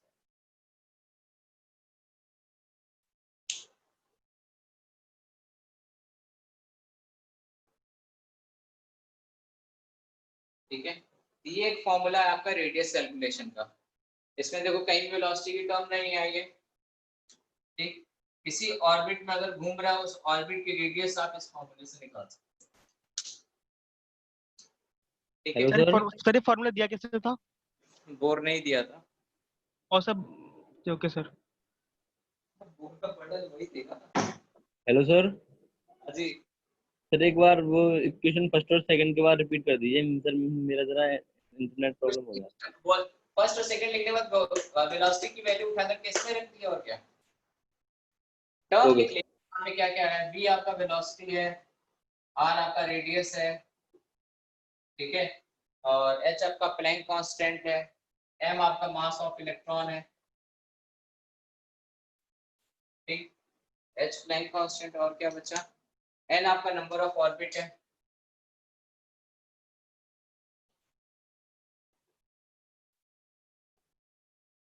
और कुछ बच गया, z आपका एटॉमिक नंबर है।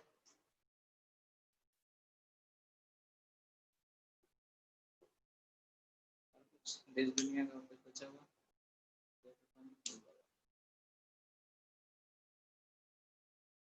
ठीक है। यानी एक फॉर्मूला ये बना है, n square h square upon 4 pi square m k z e square. Formula आपको याद नहीं रखना, डेरिवेशन जरूर ध्यान रखना है, याद रहेगा तो अच्छी बात है। फॉर्मूला कौन सा याद करना है वो भी देखते हैं सर। हाँ जी सर हम किसी भी ऑर्बिट का एंगुलर मोमेंटम तब तक डिफाइन नहीं कर सकते ना जब तक उसमें कोई इलेक्ट्रॉन ना हो, मतलब इलेक्ट्रॉन का एंगुलर मोमेंटम और ऑर्बिट का एक जैसा ही होता है, राइट? ऑर्बिट का एंगुलर मोमेंटम और इलेक्ट्रॉन का एंगुलर मोमेंटम एक जैसा होता है नहीं, जब तक ऑर्बिट अगर नहीं होगा तब तक आप एंगुलर मोमेंटम नहीं डिफाइन कर सकते। सिंपल सी बात है, जब तक कोई चीज सर्कुलर मोशन में नहीं घूमेगी तब तक आप उस पार्टिकल का एंगुलर मोमेंटम नहीं बता सकते। एक बात बताओ, आप रोड पे चलते हो तो जैसे रोड पे गाड़ी चल रही है तो आप गाड़ी का एंगुलर मोमेंटम निकालते हो या सड़क का निकालते हो? सर मैं वही तो कह रही हूँ ना कि मतलब जब तक इलेक्ट्रॉन नहीं होगा किसी भी ऑर्बिट में तब तक हम उसका एंगुलर मोमेंटम नहीं कैलकुलेट कर सकते। हाँ ये सही है, पार्टिकल ही नहीं रहता तो किसका निकालोगे? सर आपने स्टार्टिंग में फोर्स के equal mv square upon r कैसे रखा? बेटा फॉर्मूला होता है, सेंट्रीपिटल फोर्स की वैल्यू बराबर होती है m into ac के बराबर। तो आप सर्कुलर मोशन चैप्टर में पढ़ोगे। अरे और सिंपलीफाई होगा ना अभी? क्या हुआ क्या? अरे फॉर्मूला भी और सिंपलीफाई होगा ना? हाँ बिल्कुल ठीक है। चलिए नोट कर लिया।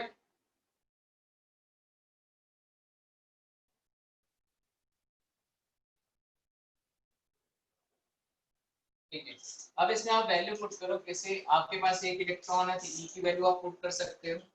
ठीक है, देखते हैं कौन कौन है। एच आपका प्लैंक कांस्टेंट है, इसकी वैल्यू पुट कर लिया। 4 पाई स्क्वायर हो गया, ये भी कांस्टेंट है। मास ऑफ इलेक्ट्रॉन है, ये भी कांस्टेंट है। के आपका कांस्टेंट, इसकी वैल्यू 9 × 10⁹ ठीक है, ये आपका 12th के पहले चैप्टर में आएगा इलेक्ट्रोस्टैटिक में के, वहां उसके साथ घूमते रहना रास्ते। ई की वैल्यू हमें पता है 1.6 इंटू 10⁻⁻19 होती है। ये सब वैल्यू रखने के बाद में रेडियस की वैल्यू आएगी, बचेगा कौन कौन से, तिवारी बचेगा, मतलब n स्क्वायर और z बचेगा केवल,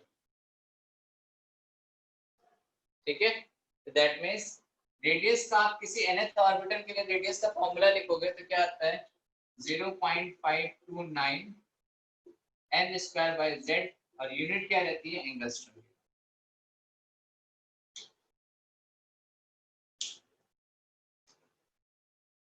ठीक है, ये आपकी किसी nth ऑर्बिट में हाइड्रोजन लाइक एटम के लिए रेडियस का फॉर्मूला होता है, आपको यही याद रखना है।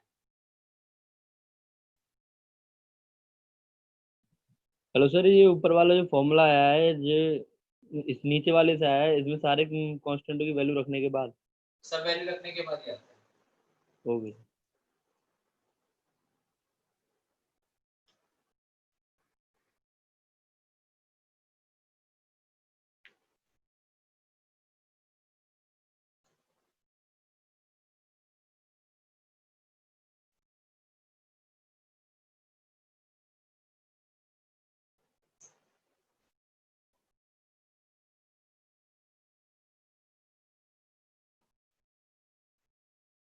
इसलिए नोट कर लिया, बिटा दो इसे, ग्राफ ड्रॉ करते हैं।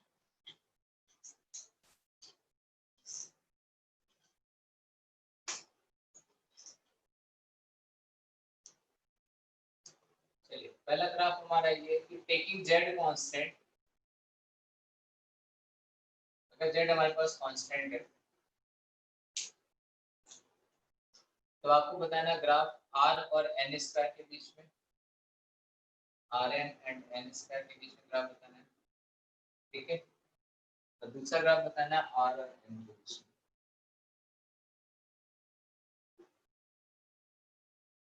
ठीक है। ये Rn का मतलब r की टांगों में लिखा हुआ है, कोई वैल्यू नहीं लिखी हुई है कि किसी nth ऑर्बिट की रेडियस को Rn से रिप्रेजेंट करना है, ठीक। चलिए पहला वाला ये ग्राफ तो मैं बताता हूँ।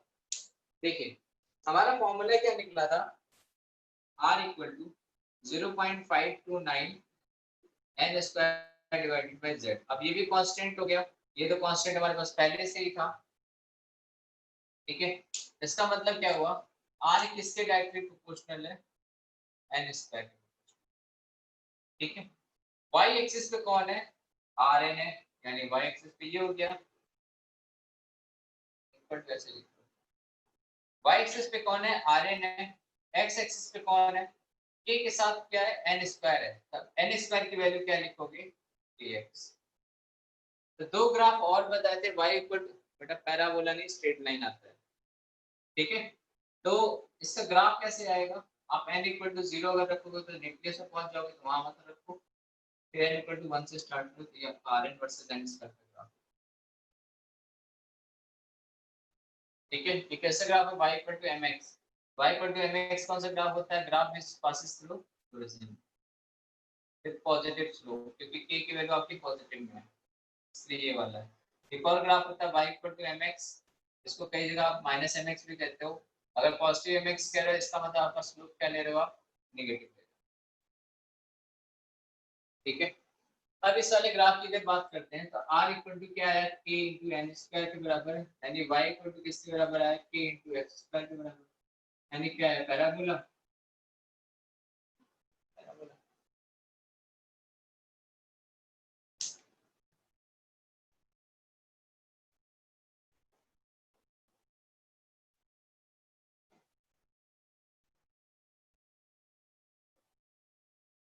दूसरा वाला ग्राफ बनाना है,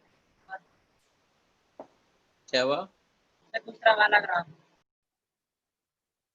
अच्छा ये बनता कैसे है, मैंने बनता नहीं सर, एक्स स्क्वायर अपना एक्स लिमिट में एक्स ले लिया, x एक्सिस पे n लिखा हुआ है ना, तो n की जगह x पुट करोगे, यहाँ x एक्सिस पे n स्क्वायर लिखा है तो n स्क्वायर की जगह x पुट करोगे,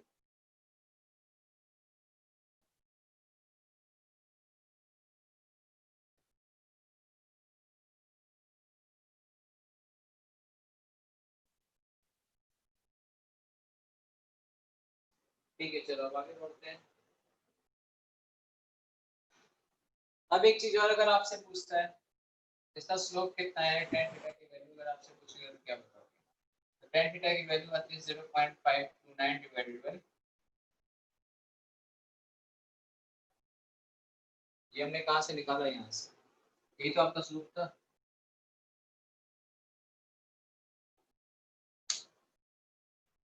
ठीक है चलिए बिठा देते हैं।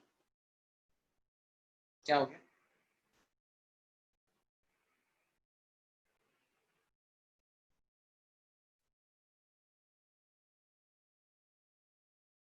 हाँ बेटा यही डिफरेंस है वो, और क्या इसमें, यही डिफरेंस है इसमें।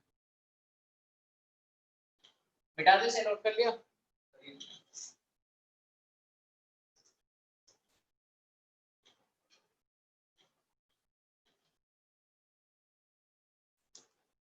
नेक्स्ट आपका अगर मैं ग्राफ बनाऊं taking n equal to constant,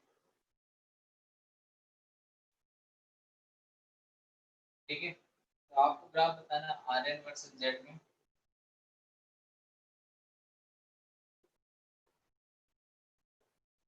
ठीक है और दूसरा ग्राफ आपको बताना है Rn वर्सेस रूट Z में। तीसरा आपको ग्राफ बताना है Rn वर्सेस 1/Z। ये रूट 2 नहीं लिखा, रूट Z लिखा।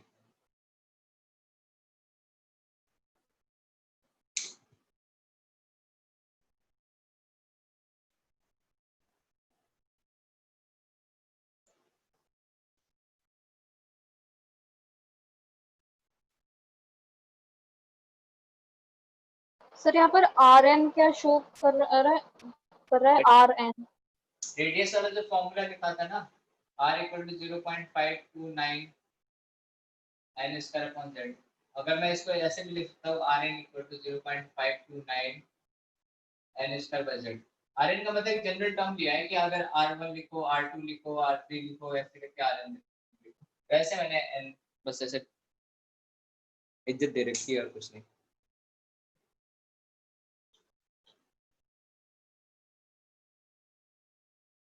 m बेटा m मतलब स्लोप होता है।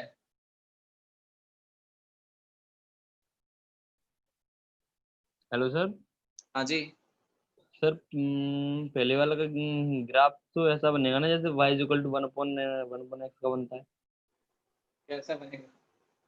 1/z वाले से बनता है। नहीं सर, y इक्वल टू जैसा 1/x का बनेगा वैसा ही तो उसका बनेगा। हाँ हाँ बिल्कुल। यस सर, ये पूछा। चलिए फॉर्मूला क्या आता है Rn equal to k by z आएगा। k मैंने किसको लिखा किया तो क्या 0.529 टू n स्क्वायर। ठीक है ये आपका आएगा।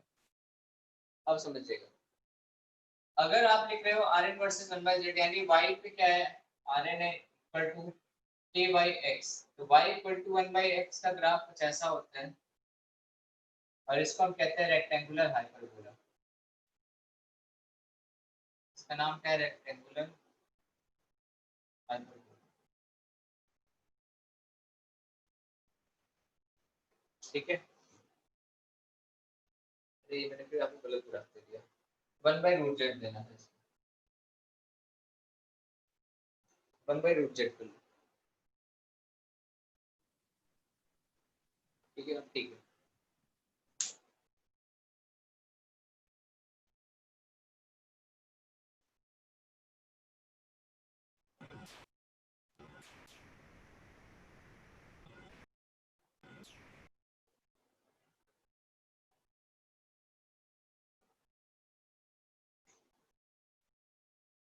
ठीक है अब इसको समझते हैं।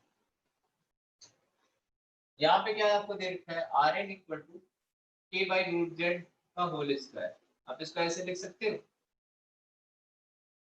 k बाई जेड को रूट जेड का होल स्क्वायर लिख सकते हो। That means y equal to क्या रहता है k बाई 1/√z है ना, k इनटू ये क्या आएगा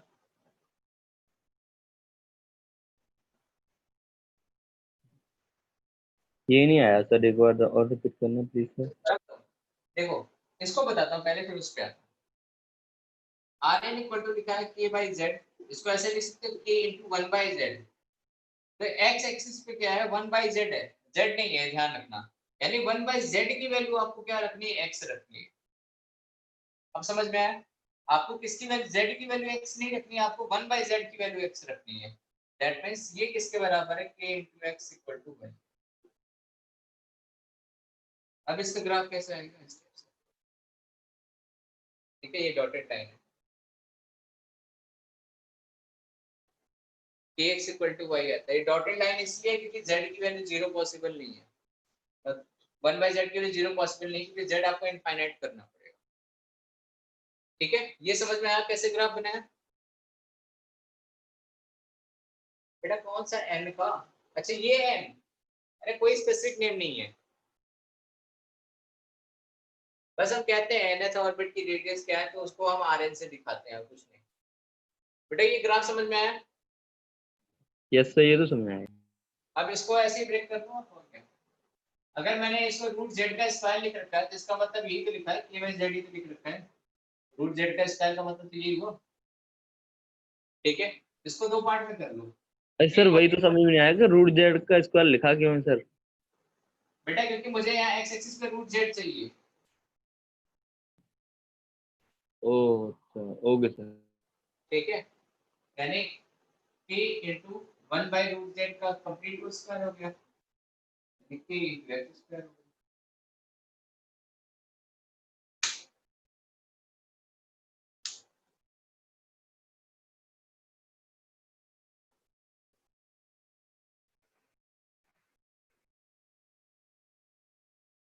ठीक है, चलिए रेडियस के बारे में बातचीत हो गई। अब दूसरा आता है वेलोसिटी पे।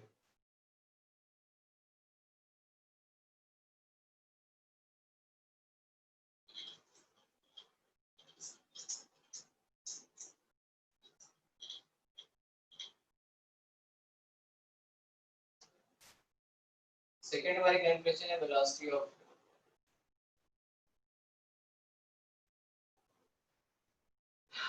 चलिए एक हमने फॉर्मूला पढ़ा था क्या, mv square by r equal to kze square upon r square, पहला फॉर्मूला पढ़ा था।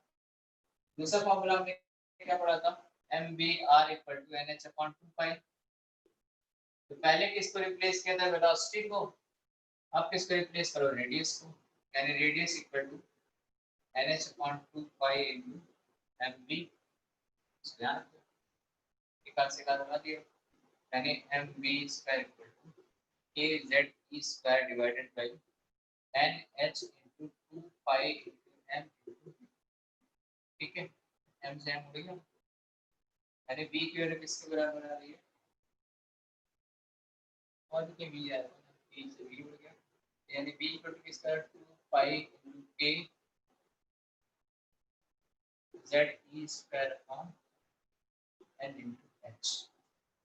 शुरू हो जाओ, ये वैल्यू रख सकते हो, बिल्कुल रख सकते हैं, ये भी कांस्टेंट है और ये भी कांस्टेंट है, यानी v की वैल्यू किसके बराबर आती है, जो भी आगे वैल्यू लिखी है मल्टीप्लाई बाय z बाई, इसको हमने क्या नाम दे दिया, v1। ठीक, v1 अभी नाम रखो, अभी नाम देंगे इसको, नाम थोड़ा अलग से करेंगे। ये वैल्यू आपकी आती है 2.18 into 10 to the power 6 multiply by z by n metre.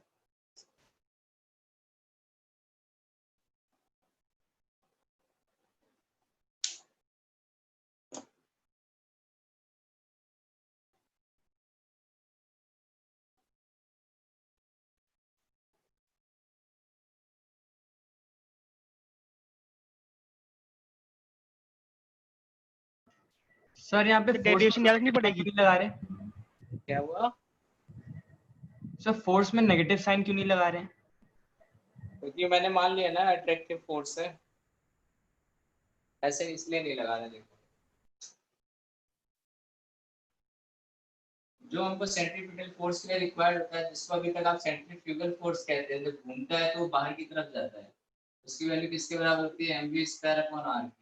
और जो सेंट्रीफ्यूगल फोर्स उस पर एडजस्ट करता है वो होता है सेंट्रीफ्यूगल फोर्स। इन दोनों की वैल्यू किसके बराबर होती है, mv²/r। देखो दोनों एक दूसरे के अपोजिट है, एक दूसरे को बैलेंस करने के लिए हमने लिखा है, तो बैलेंस करने के लिए क्या लिखोगे आप, नेगेटिव लिखोगे z²। ठीक है, तो जो सेंट्रीफ्यूगल फोर्स बता रहे थे ना बेटा, वो ये वैल्यू जो आती है वो सेंट्रीपिटल फोर्स के कारण ही आती है। सर हम डेरिवेशन जो आप करवा रहे थे वो याद रखनी पड़ेगी या फिर नहीं, फिर वो याद रख ले फॉर्मूला। आप फाइनल फॉर्मूला याद रखो, डिराइव कैसे किया था बस वो याद रखो, 2 पॉइंट आपको कौन से लिखने हैं बस, इसके अलावा कुछ नहीं आता। पता लंबा थोड़ा आप बस ये याद रखो फाइनल में क्या बनता है।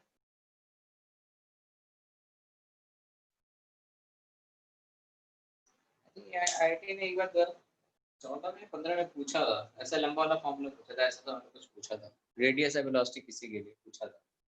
ठीक है, तो इसलिए मैं डेरिवेशन बता दे रहा हूँ, आप डेरिवेशन के 2 पॉइंट याद रखना बस, कैसे आया था।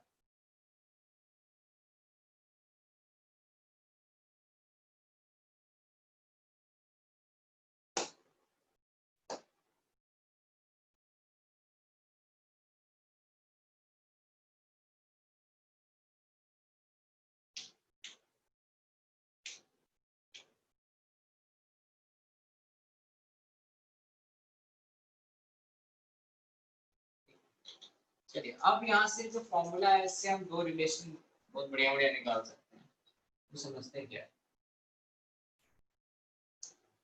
देखिए r किसके प्रोपोर्शनल आया, rn²/z के प्रोपोर्शनल आया, और bn किसके प्रोपोर्शनल आया, z/u। ठीक है, दैट मींस अगर मैं दोनों में z की वैल्यू कांस्टेंट ले लूं और मैं नंबर ऑफ शेल इंक्रीज करना स्टार्ट करूं, ठीक है, या फिर ऐसे कह लो n की वैल्यू इंक्रीज कर रहा हूं, तो आपके रेडियस की वैल्यू क्या होगी, अगर n आप बढ़ाएंगे तो रेडियस क्या होगा, बढ़ेगा।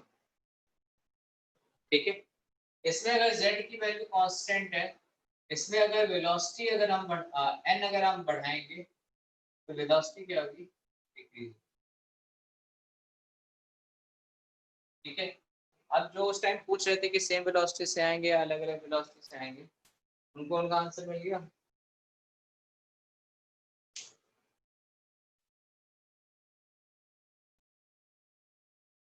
ठीक है, अगर आपका एटम सेम है उसमें जो इलेक्ट्रॉन आएगा अगर बाहर वाले रेडियस में आता है तो उसकी वेलोसिटी अंदर वाले रेडियस में जो इलेक्ट्रॉन घूम रहा हो उससे कम।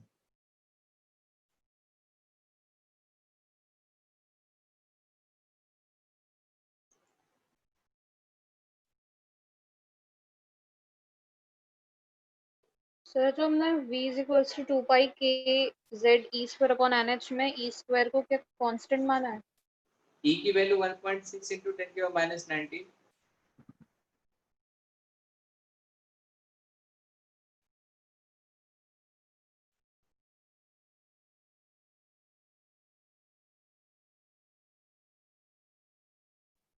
सर हम ये वेलोसिटी मतलब इलेक्ट्रॉन की तो निकाल रहे हैं। हाँ बिल्कुल,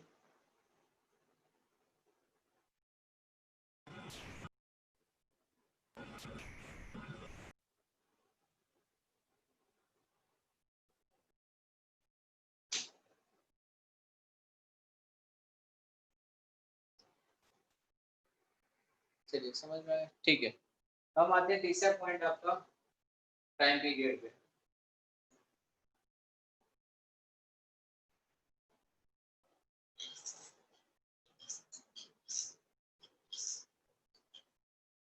सर आपने क्या लिखा था, r increase then n decrease. नहीं, n अगर इंक्रीज करता है तो r बढ़ता है। और सर एक और आपने लिखाया था, और दूसरा मैंने लिखाया था कि अगर n बढ़ाओगे तो वेलोसिटी कम होती है। Okay sir. सर हाँ जी, सभी ग्राफ बना सकते हैं ना, जैसे आर का बनाया था। क्या बनाया था, ग्राफ। हाँ बिल्कुल, जो बनाया था वो बना सकते हो, अगर बनाना चाहो तो दे देता हूँ आपको, कल बना के लाना सोचेंगे तो वेलोसिटी के लिए दे देता हूँ, और vn अगर आपके लिए z = कांस्टेंट। करेंगे ना, खाली करेंगे ना, जैसा VN इधर की मैंने, प्लैंक्स कांस्टेंट होता है पिरंगना में। ठीक है। दूसरे पॉइंट की अगर बात करते हैं,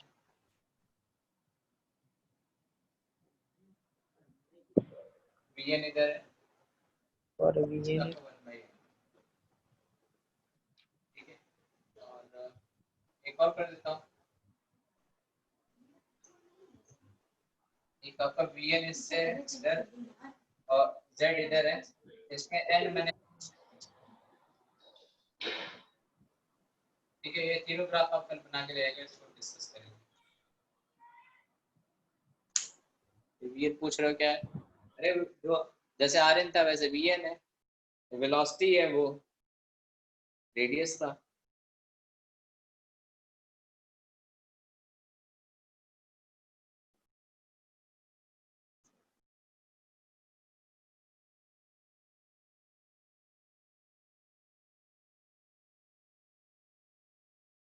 ठीक है, चलिए बता दो इसे। सर हाँ जी, sir VN sir sorry Z और N को कांस्टेंट करने का मतलब ये है ना कि sir for a particular atomic number हम मतलब एटम के लिए निकाल रहे हैं हम ये V वर्सेस N का ग्राफ। Z एक हम Z हाँ बोलो बोलो। और सर N कांस्टेंट पे हम फॉर द पर्टिकुलर ऑर्बिट निकाल रहे हैं। Z कांस्टेंट करने का मतलब हमने एटम फिक्स कर दिया, और N कांस्टेंट करने का मतलब मैंने ऑर्बिट फिक्स कर दिया। अब जो अगला इलेक्ट्रॉन आएगा वो उस ऑर्बिट में आएगा, ठीक है। यस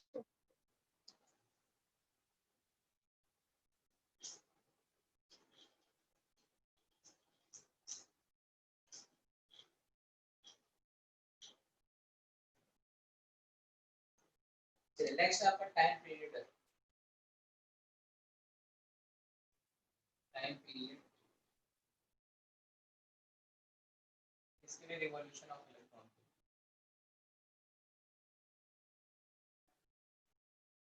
ठीक। हमने ये पढ़ा हुआ टाइम पीरियड का मतलब क्या होता है, जितना डिस्टेंस ट्रेवल किया है, distance travelled divided by time, divided by क्या होता है, वेलोसिटी,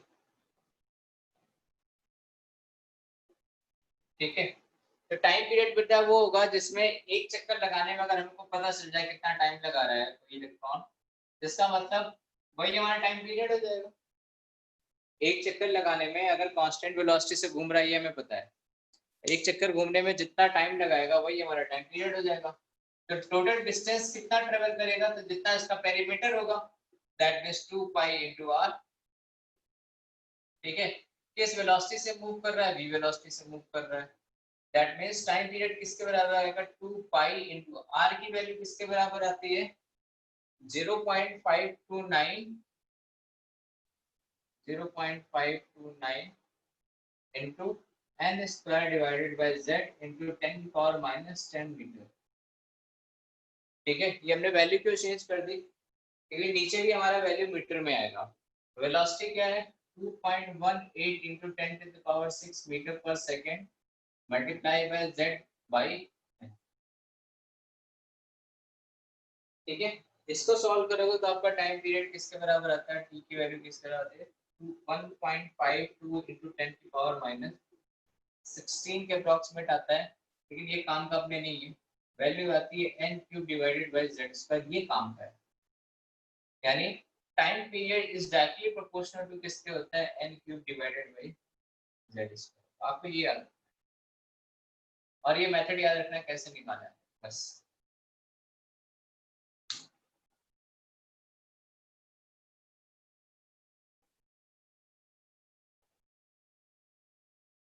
सर 2.18 कहाँ से आया इंटू 10 टू पावर 6?